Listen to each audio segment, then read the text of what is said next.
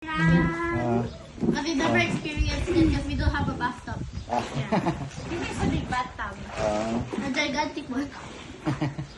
Did you know what we use para Yeah. sa bubble bath? Ano bang ginagamit sa bubble bath niya? Joy. Kaya pala may ano kayo, plato. Ano naman, joke lang.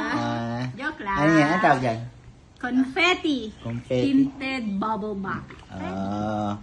So, dito sa garahe nyo to, sa swimming pool nyo? Yeah, we have our own resort. So, you want it also to be at night? You have night swimming, you know? Yeah. Somebody's telling me.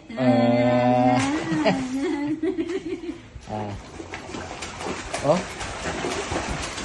So, anong mas gusto nyo? Bubble bath o yung normal na water lang? Bubble bath, bubble bath. Para pwede tayo pag dito. Oh. Tapos Sarap. ganito din.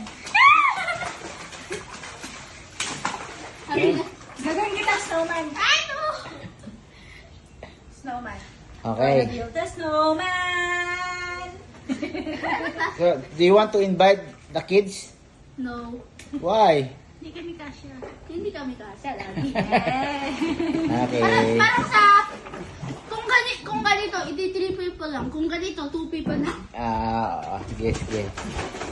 Doon na sila sa swimming pool. Bye-bye! Bye-bye! Enjoy!